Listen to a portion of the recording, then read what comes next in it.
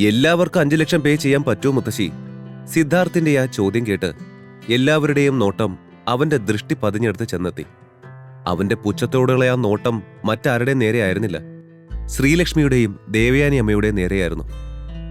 ചെറിയ എന്തെങ്കിലും തുകയായിരുന്നെങ്കിൽ തങ്ങളുടെ ബില്ലിന്റെ തുക കൊടുക്കാൻ കരുതിയ ശ്രീലക്ഷ്മിയും ദേവയാനിയും 5 ലക്ഷമെന്ന് കേട്ടപ്പോൾ തന്നെ ആകെ കുഴഞ്ഞിരുന്നു.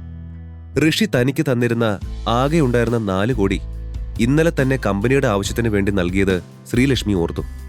നിന്റെ മാത്രമല്ല ശ്രീലക്ഷ്മി, വേലയും കൂലിയില്ലാത്ത നിന്റെ ഹസ്ബൻഡിന്റെയും സെയിം അവസ്ഥയിൽ തന്നെയുള്ള നിന്റെ അമ്മയുടെയും കൂടെ ബില്ല് ചേർത്ത് 15 ലക്ഷം അതുണ്ടാവോ നിന്റെ കയ്യില്?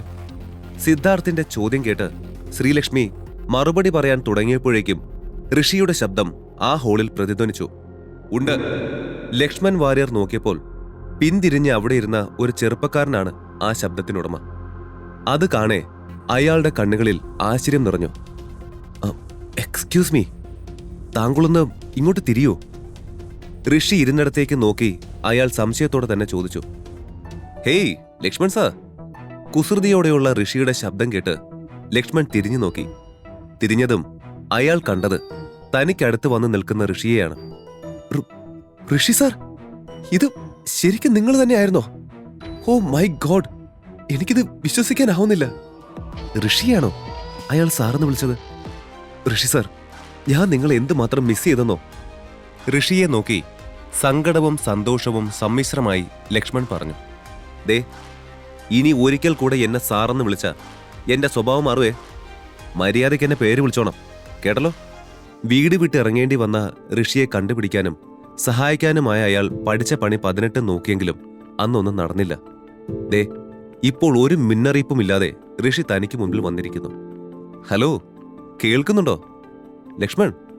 ഋഷിയുടെ ആ ചോദ്യം കേട്ടാണ് ലക്ഷ്മൺ പഴയ ഓർമ്മകളിൽ നിന്നും തിരികെ വന്നത്. എന്താ സാർ, എന്താ താങ്കൾ പറഞ്ഞുകൊണ്ടിരുന്നത്? സംശയത്തോടെ ലക്ഷ്മൺ ചോദിച്ചു. അത് കേട്ട് ഋഷി കൃത്രിമ ദേഷ്യത്തോടെ ലക്ഷ്മണിനെ നോക്കി കണ്ണുരുട്ടി. സാർ എന്ന് വിളിക്കില്ലെന്നല്ലേ തന്നോട് പറഞ്ഞത്? ഋഷി ആ പറഞ്ഞത് കേട്ട് ലക്ഷ്മൺ ചിരിച്ചു പോയിരുന്നു. ഞാൻ എന്തോ ചെയ്യാനാ, ശീലായി പോയില്ലേ. അതും പറഞ്ഞ് ഋഷിയും ലക്ഷ്മണും ചിരിച്ചു. വർമാസ് ഫാമിലിയെ സംബന്ധിച്ചിടത്തോളം തങ്ങൾ യാതൊരു വാല്യൂം കൊടുത്തിട്ടില്ലാത്ത ആളായിരുന്നു ഋഷി. അങ്ങനെയുള്ള അവനെ ഇന്ത്യയിലെ തന്നെ ഫേമസ് ബിസിനസ്മാനിൽ ഒരാളായ ലക്ഷ്മൺ സാർ എന്ന് വിളിച്ചു. അത് തികച്ചും അവരെ അത്ഭുതപ്പെടുത്തിയ ഒരു കാര്യം തന്നെയായിരുന്നു. സംസാരിച്ചെന്ന് നമ്മൾ എവിടെയോ എത്തി. അപ്പോൾ ലക്ഷ്മൺ, ഞാൻ പോയി ഫുഡിന്റെ ക്യാഷ് പേ ചെയ്യട്ടെ.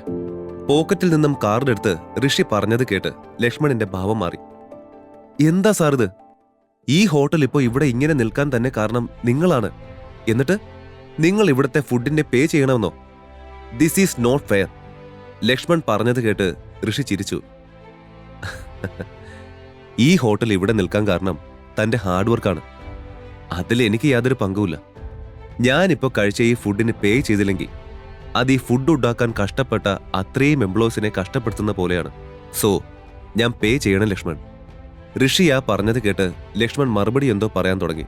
പക്ഷേ അതിനു മുൻപേ അവൻ എഴുന്നേറ്റ് മാനേജർക്കടുത്തേക്ക് നടന്നിരുന്നു. ഞാൻ, എന്റെ വൈഫ് ശ്രീലക്ഷ്മി, പിന്നെ എന്റെ മദറിൻലോ, ഈ 3 പേർക്കും 15 ലക്ഷം രൂപയുടെ ബില്ല് തരും. ഋഷി ഒരു നേർത്ത ചിരിയോടെ അതും പറഞ്ഞ് തന്റെ കാർഡ് മാനേജർക്ക് നേരെ വെച്ച് നീട്ടി. പക്ഷേ അത് സ്വീകരിക്കാതെ അയാൾ സംശയത്തോടെ ലക്ഷ്മണിനെ നോക്കി. അത് വാങ്ങിക്കരുത് ദാസ്. ഋഷിക്കും ഫാമിലിക്കും ഇപ്പോഴെന്നല്ല എപ്പോഴും ഇനി ഇവിടെ നിന്നുള്ള ഫുഡ് ഫ്രീ ആയിരിക്കണം. ലക്ഷ്മൺ ഗൗരവത്തോടെ പറഞ്ഞത് കേട്ട് ഋഷി കണ്ണുരുട്ടി അയാളെ നോക്കി. ഓഹ്, കണ്ണുരുട്ടാതെ. 50% ഓഫ്. ദയവ് ചെയ്ത് ഇനി ഇതും പറ്റില്ലെന്ന് പറഞ്ഞേക്കരുത്. ഋഷിയുടെ ഭാവം കണ്ട് ലക്ഷ്മൺ പെട്ടെന്ന് മാറ്റി പറഞ്ഞ് തനിക്ക് നേരെ കൈകൂപ്പി. അങ്ങനെയെങ്കിൽ അങ്ങനെ, ബില്ല് തരൂ. മാനേജറിനെ നോക്കി ഋഷി പറഞ്ഞത് കേട്ട് അയാൾ ചിരിയോടെ തലയാട്ടി. ഏതോ ഒരു സ്റ്റാഫിനെ അടുത്തേക്ക് വിളിച്ചു. വെയിറ്റ്, ഋഷിക്കും ഋഷിയുടെ ഫാമിലിക്കും 50% ഓഫ് എന്നല്ലേ പറഞ്ഞത്? അപ്പോ ഞങ്ങൾക്കും ഓഫ് ഉണ്ടാവില്ലേ? മാനേജറിനെ നോക്കി മഹാദേവി ചോദിച്ചു. അത് കേട്ട് അവിടെ നിന്നിരുന്നവർ മുഴുവൻ മാനേജറുടെ മറുപടിക്കായി കാതോർത്തു. എക്സ്ക്യൂസ് മീ, നിങ്ങളുടെ കൊച്ചുമോൻ തന്നെയല്ലേ നേരത്തെ പറഞ്ഞത് നിങ്ങൾ ഋഷിയും തമ്മിൽ വലിയ ബന്ധമില്ലെന്നൊക്കെ? എന്നിട്ടിപ്പോ പെട്ടെന്നെന്താ മാറ്റി പറയുന്നത്? അവരോട് ആ മറുചോദ്യം ചോദിച്ചത് ലക്ഷ്മണായിരുന്നു. യാതൊരു ഇളവും നിങ്ങൾക്ക് തരാൻ ഞാൻ ഉദ്ദേശിച്ചിട്ടില്ല. അതുകൊണ്ട് പണമില്ലെങ്കിൽ അത് സംഘടിപ്പിച്ച് ബില്ല് പേ ചെയ്യാനുള്ള വഴി നോക്കിക്കോളൂ. ഋഷിയെ അവർ ആവശ്യമില്ലാതെ പുച്ഛിച്ചതെല്ലാം നേരത്തെ ലക്ഷ്മൺ ശ്രദ്ധിച്ചിരുന്നു. അതുകൊണ്ട് മനഃപൂർവ്വം അവർക്കിട്ടൊരു പണി കൊടുക്കണമെന്ന് അയാൾ വിചാരിച്ചു. ആദ്യമായി മഹാദേവിക്ക് തന്റെ കൊച്ചുമകൻ സിദ്ധാർത്ഥിനോട് ദേഷ്യം തോന്നി. നിന്നോട് ഞാൻ എപ്പോഴും പറയുന്നതാ, നിന്റെ ആ മുൻകോപമെല്ലാം മാറ്റിവെച്ച് നല്ലതുപോലെ ബിഹേവ് ചെയ്യാൻ. ഇപ്പൊ കണ്ടില്ലേ, ഒരു കാര്യമില്ലാതെ അമണിയിൽ പോയി ചാടിയത്. മുത്തശ്ശിയിൽ നിന്നും ആ വാക്കുകൾ കേട്ടതും സിദ്ധാർത്ഥ് തല താഴ്ത്തി അവിടെ നിന്നു. Rishi sir, here your bill, 7.5 lakhs. കാർഡല്ലേ സാർ? തന്റെ കയ്യിൽ ബിൽ കിട്ടിയതും അത് വായിച്ച് തെറ്റൊന്നുമില്ലെന്ന് ഉറപ്പുവരുത്തിയ മാനേജർ ശേഷം അത് ഋഷിക്ക് കൈമാറുന്നതിനിടെ പറഞ്ഞു, ഹാ, കാർഡ് കാണും, പക്ഷേ അതിൽ പൈസ കാണത്തില്ല, അല്ലേ ഋഷി? അത്രയൊക്കെ ആയിട്ടും ഋഷിയെ കളിയാക്കാനുള്ള ഒരവസരം പാഴാക്കാതിരുന്ന സിദ്ധാർത്ഥ് വിളിച്ചു പറഞ്ഞു. എല്ലാവരും അവിശ്വാസഭാവത്തിൽ അവനെ നോക്കി. പക്ഷേ അതെല്ലാം കണ്ടും കേട്ടും നിന്നിരുന്ന ശ്രീലക്ഷ്മിക്കും ദേവയാനിയമ്മയ്ക്കും ആകെ ഒരു ഭയം വന്നിരുന്നു. ഋഷിയുടെ കയ്യിലെ ആകെ പണമുള്ള ഡെബിറ്റ് കാർഡ് അവൻ തനിക്ക് ഇന്നലെ തന്നിരുന്നുവെന്ന കാര്യം ശ്രീലക്ഷ്മി ഓർത്തു. വേറെ പണമുള്ള കാർഡ് ഋഷിയുടെ കയ്യിലില്ല എന്നായിരുന്നു ശ്രീലക്ഷ്മിയുടെയും ദേവയാനി അമ്മയുടെയും വിശ്വാസം. അവരുടെ മുഖത്തേക്ക് നോക്കിയ ഋഷിക്ക് അത് പെട്ടെന്ന് മനസ്സിലായി. അതോടെ തന്റെ ബ്ലാക്ക് VIP കാർഡ് അവർ കണ്ടാലുള്ള കാര്യം ഓർത്തവൻ ഒരു നിമിഷം ചിരിച്ചു പോയിരുന്നു. അതെ, കാർഡാണ്. അതും പറഞ്ഞ് ഋഷി തന്റെ പേഴ്സിൽ നിന്നും ഒരു സാധാരണ ഡെബിറ്റ് കാർഡ് എടുത്ത് മാനേജറുടെ കയ്യിൽ വെച്ചു കൊടുത്തു. അത് കണ്ട് താൻ ഗസ് ചെയ്തതെല്ലാം അതേപോലെ നടക്കാൻ പോകുന്നുവെന്ന് പുച്ഛത്തോടെ സിദ്ധാർത്ഥ് മനസ്സിലോർത്തു. ദേ, അവിടെ അങ്ങനെ തന്നെ നിന്നോ ഋഷി. നിന്റെ കാർഡ് വർക്ക് ചെയ്യുന്നില്ലെന്ന് പറഞ്ഞ് ആ മാനേജർ ഇപ്പോ തിരിച്ചു കൊണ്ടുവന്ന് തരും. സിദ്ധാർത്ഥ് ഋഷിയെ നോക്കി പറഞ്ഞു. അത് കേട്ട് ചില ബന്ധുക്കളും അവന്റെ കൂടെ കൂടി. അതെ, അറ്റ്ലീസ്റ്റ് ഒരു സിൽവർ കാർഡെങ്കിലും ആയിരുന്നെങ്കിൽ എന്തെങ്കിലും നീക്കുപോക്കുണ്ടാകുമെന്ന് വിശ്വസിക്കാമായിരുന്നു. ബട്ട് ഇതങ്ങനെ പോലും അല്ലല്ലോ. ആ കാർഡിൽ ശരിക്കും എന്തെങ്കിലും ഉണ്ടോ ആവോ? സിദ്ധാർത്ഥിന്റെ കൂടെ ഋഷിയെ കളിയാക്കാൻ കൂടിയവർ പറഞ്ഞു ചിരിച്ചു. നിങ്ങളുടെ സംസാരം നിർത്തി ബില്ല് സെറ്റ് ചെയ്യാനുള്ള വഴി നോക്കുന്നോ, അതോ ഞാൻ പോലീസിനെ വിളിക്കണോ? അവരുടെ അഹങ്കാരം നിറഞ്ഞ പൊട്ടിച്ചിരികൾക്കിടയിൽ മാനേജറുടെ ശബ്ദമുയർന്നു. അതോടെ അവർ ചിരി നിർത്തി. താങ്ക് യു സർ, സാറിന്റെ പേയ്മെന്റ് സക്സസ്ഫുള്ളി പൂർത്തിയായി. കാർഡ് തിരികെ ഋഷിക്ക് നേരെ നീട്ടിക്കൊണ്ട് മാനേജർ പറഞ്ഞു. അതുവരെ ചിരിച്ചുകൊണ്ടിരുന്നവരുടെ മുഖത്തെ ചിരിയെല്ലാം മാഞ്ഞു. അത്ഭുതം നിറഞ്ഞു. ശ്രീലക്ഷ്മി മുതൽ മഹാദേവി വരെയുള്ള സർവരും ആശ്ചര്യത്തോടെ ഋഷിയെ നോക്കി.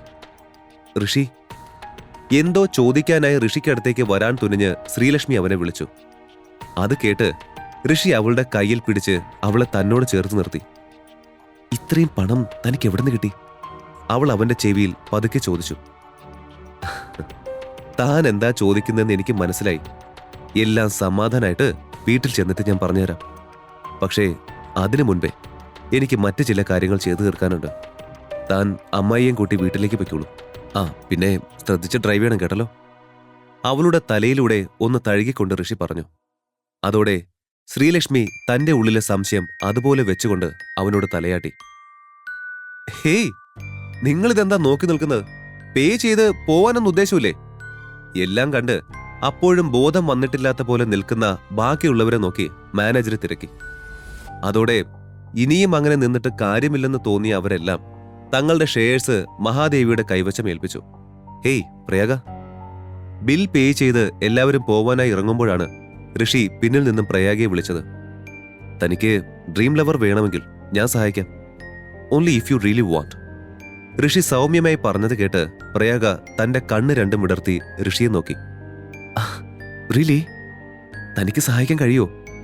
കണ്ണെല്ലാം വിടർത്തി അത്ഭുതത്തോടെ പ്രയാഗ ചോദിച്ചത് കേട്ട് ഋഷി തലയാട്ടി. Oh, thank you Rishin, thank you so much. ഇതാ എന്റെ കാർഡ്. ഡ്രീം ലവർ കിട്ടിയാണെങ്കിൽ തീർച്ചയായും എന്നെ വിളിക്കണം. പ്രയാഗ അത്രമേൽ താല്പര്യത്തോടെ തന്റെ കാർഡ് ഋഷിക്ക് നേരെ നീട്ടിക്കൊണ്ട് പറഞ്ഞു. അങ്ങനെ അല്പനേരെ കൂടെ കഴിഞ്ഞതും എല്ലാവരും ഹോട്ടലിൽ നിന്നും ഇറങ്ങി. ഋഷിൻ സാർ, ശരിക്കും നിങ്ങൾ ഇത്രയും കാലം എവിടെയായിരുന്നു?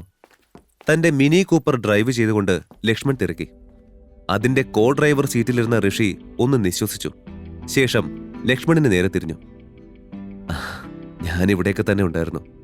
പക്ഷേ എല്ലാവരെയും ഫേസ് ചെയ്യാൻ ഞാൻ മെന്റലി റെഡിയായിരുന്നില്ല. ഋഷി ശബ്ദം താഴ്ത്തി പറഞ്ഞു. കാര്യം മനസ്സിലായ പോലെ ലക്ഷ്മൺ തലയാട്ടി. അല്ല ലക്ഷ്മൺ, നമ്മളിത് എങ്ങോട്ടാ പോകുന്നത്? ഋഷി പെട്ടെന്ന് സീറ്റിൽ നിന്ന് നിവർന്നുകൊണ്ട് ലക്ഷ്മണനോടായി ചോദിച്ചു. മറുപടി എന്നോണം ലക്ഷ്മൺ ആദ്യം ഋഷിയോടൊന്ന് ചിരിച്ചു. നിങ്ങളെ ഒരു സർപ്രൈസ് പേഴ്സൺ വെയിറ്റ് ചെയ്യുന്നുണ്ട്. ചിരിയോടെ തന്നെ ലക്ഷ്മൺ മറുപടി പറഞ്ഞു. ഋഷി കാര്യം മനസ്സിലാവാതെ ലക്ഷ്മണിനെ ചൂഴ്ന്നു നോക്കി. ഋഷിയുടെ ജീവിതം മുഴുവനായി തന്നെ അറിയാം ഇനി പോക്കറ്റ് FM-ലൂടെ.